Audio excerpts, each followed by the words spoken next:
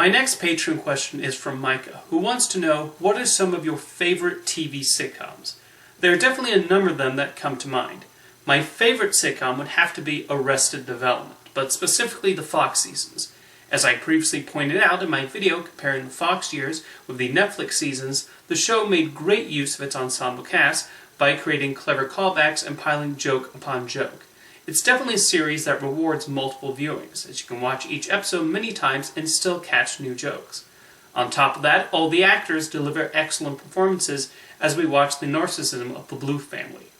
Another sitcom I love is MASH. Set during the Korean War, the show was able to show how these surgeons coped by using humor.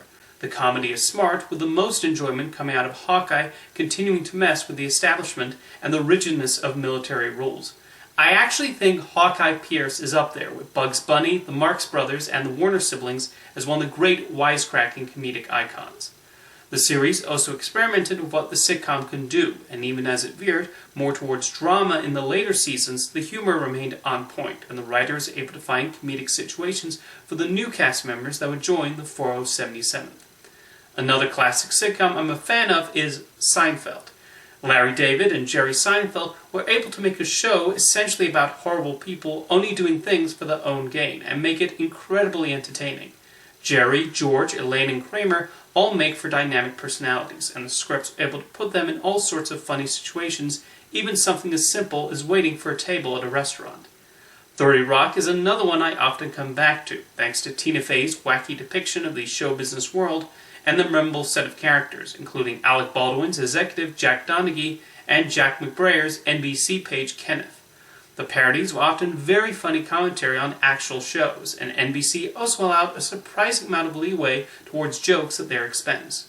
Speaking of Faye, I also greatly enjoy Unbreakable Kimmy Schmidt, my personal favorite Netflix show. I unsurprisingly found a lot to appreciate in its depiction of an optimistic person trying to deal with the dark world around her. Ellie Kemper is excellent as Kimmy, and the writers made sure to surround her with so many eccentric characters that contribute to this bizarre depiction of New York City. An example of a perfect sitcom in my book is Fawlty Towers. Centered on a hotel owner who hates most of the guests and tries to prove himself as more sophisticated than he actually is, John Cleese is at his funniest when showing Basil trying to stay under control even as things go wrong. Cleese and Connie Booth wrote some of the sharpest, most hilarious scripts in television history. Whenever I revisit clips or whole episodes, I find myself constantly laughing. Even though they only made 12 episodes, I'm actually okay with that. Every episode is brilliant, and they were probably right to end early on a high note, rather than risk overstaying its welcome. There is debate over whether certain animated comedies should count as sitcoms, but I don't see why not, as many do follow the writing format and structure of traditional live-action sitcoms. I'll give a shout out to Futurama for its creative vision of the future and its wonderful set of characters. Fry, Bender, Professor Farnsworth, Leela, Zoidberg, and the entire cast are just delightful, and the writing is so smart, especially with the way they incorporate subtle nods to mathematics, computing, and science. Futurama is also brilliant with how it handles the emotional episodes. You're probably already thinking of moments that have made you sad. The final sitcom I'll mention is Boy Meets World.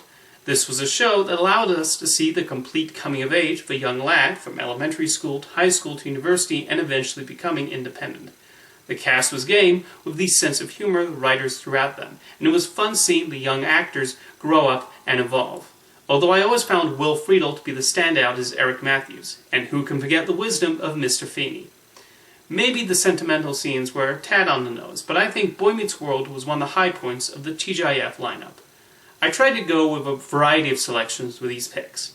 Now let me know what your favorite sitcoms are, and thank you for your question, Micah.